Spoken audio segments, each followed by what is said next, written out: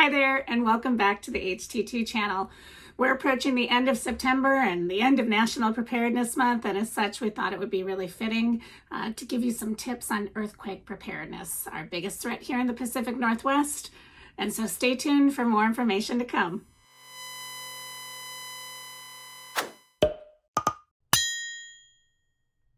Okay, so top 10 tips for earthquakes. First thing, and this I can't stress enough, is build your kit around a comfort item. I highly encourage this. You can do all the other things that I'm about to talk about, but if you don't have that thing that's going to get you back to normal as quickly as possible, it's going to set you back.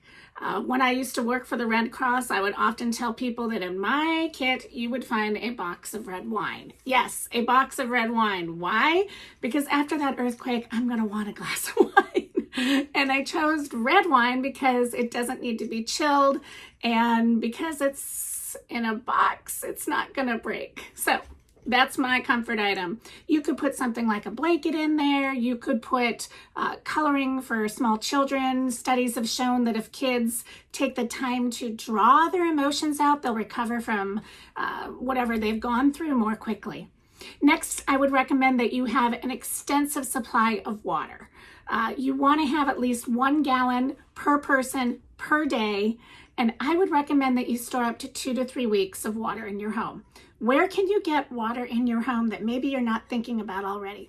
If you have a standard old water heater, there's probably 50 to 75 gallons of potable water, which in other words is drinkable water, stored within that water tank. In addition, the tank on your toilet has, and that's the tank, not the bowl, but the tank has potable water as well. So those are 2 items that are already in your home that you don't even have to store. You just have to know about it. And there's some other creative ways that you can store water in your home. We have 5-gallon jugs that we store in our basement, and then we rotate them as we get replacements. So we constantly have, I think it's at least 30 gallons of water downstairs, and we have 3 people living in our home. Next, I would recommend that you have non-perishable food, again, for 2 to 3 weeks, because that 2 to 3 weeks is really the amount of time we want to be planning to be by ourselves. Unlike the current pandemic times, we likely won't have access to power, water, heat. These are things that we're going to need to take care of ourselves, and we won't be able to walk to the nearby restaurant or grocery store to get those. They'll run out very quickly.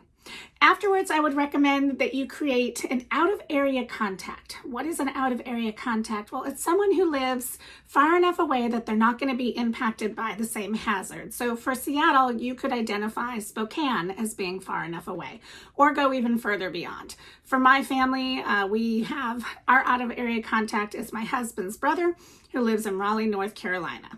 And the plan is that my loved ones living here in the Seattle region would text or call Zach on a landline to reconnect and gain information on loved ones here. So basically, Zach would act as a repository of information and relay that back to each of us. I would also encourage you to keep that number in your wallet or an item that you have with you at all times.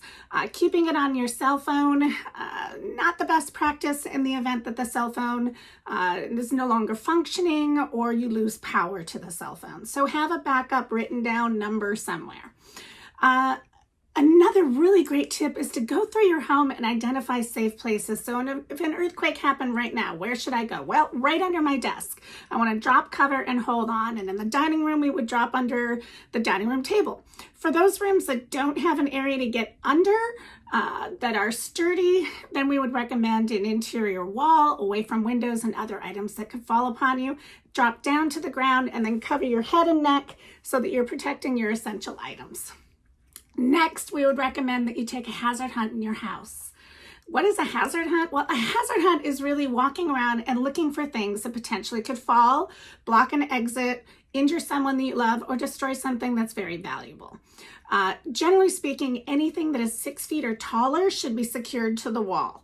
And it's a very simple process where you can get the items at your local hardware store to simply Velcro the top of the item and then bolt it to the studs within the walls of your home. So again, anything 6 feet or taller should be secured. And if you're storing heavier items on those taller bookcases and shelving and the like, move those down lower. You want to have anything that's heavy down so it doesn't become a flying projectile. And by all means, take a look at your kitchen. Kitchens can be very dangerous in the event that those cabinets fly open in an earthquake, and the items that are stored in there are typically very heavy and can become objectiles that are flown around and create some injury. So consider putting on some locking devices on those cabinets to prevent things from falling. Next, we would recommend that you look for the utilities in your home: your water, your electrical, and your gas power. If you have all of those, make certain that everyone in your home knows where those locations are and how to turn them off in the event of. We want to turn the water and the power off immediately, and we only turn the gas off if we suspect that there is a leak. And how would you know that there's a leak? Generally speaking, you're going to have that funky egg smell, and I would direct you to Puget Sound Energy to learn more about that. Next, we would recommend that you develop a reunification plan for your family. So you already have your out-of-area contact. You should also have a reunification plan. At this time during pandemics, we're probably all together, so we don't have to worry about that too much. But as things come back to more normalcy, we'll go back to our regular routines and we'll be spread out.